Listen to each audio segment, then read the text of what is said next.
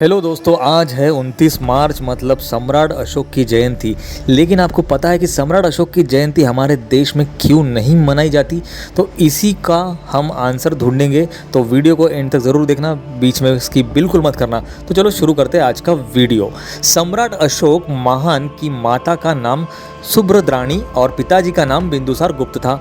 जिस सम्राट के नाम के साथ संसार भर के इतिहासकार महान शब्द लगाते हैं और उन्हीं के देश में उनकी जयंती नहीं मनाई जाती है और ना ही कोई सार्वजनिक छुट्टी होती है। विश्व प्रसिद्ध एवं शक्तिशाली भारतीय मौर्य राजवंश के महान सम्राट थे। अशोक बौद्ध धर्म को संरक्षण देने वाले प्रतापी राजा थे।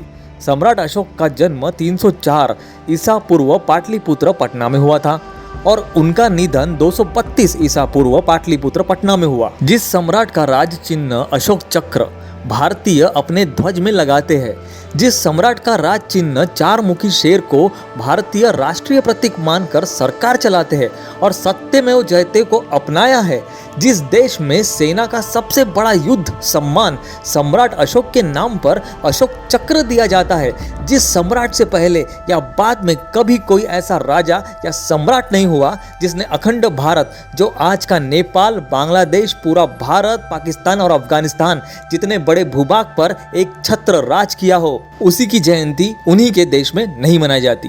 सम्राट अशोक के ही समय में 23 विश्वविद्यालयों की स्थापना की गई थी, जिसमें तक्षशिला, नालंदा, विक्रमशिला, कंधार आदि विश्वविद्यालय प्रमुख थे।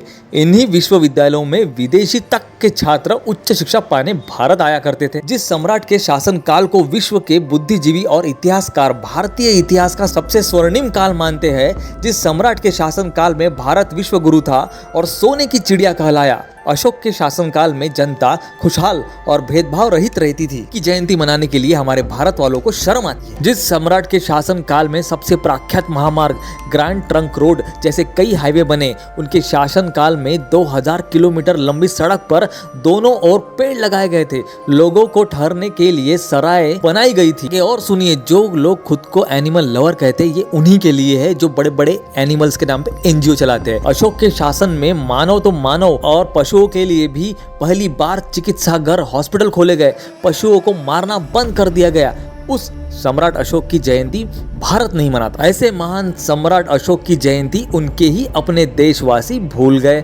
आज भी उनकी जयंती भारत में क्यों नहीं मनाई जाती और न ही कोई सार्वजनिक छुट्टी होती है? यह देश की अपनी विडंबना है कि इस देश के वासी अपना गौरवशाली स्वर्णिम इतिहास खो चुके हैं, या यूं कहे कि किसी षड्यंत्र के तहत उनका इतिहास दबा दिया गया और आज उनके नाम पर मात्र राजनीतिक रोटियां सेकने का काम किया जाता है। दुख तो इस बात का है दोस्तों, जिन नागरिकों को अशोक जयंती मनानी चाहिए वो अपना इतिहास ही भुला बैठे हैं और जो जानते हैं वो ना जाने क्यों मनाना नहीं चाहते।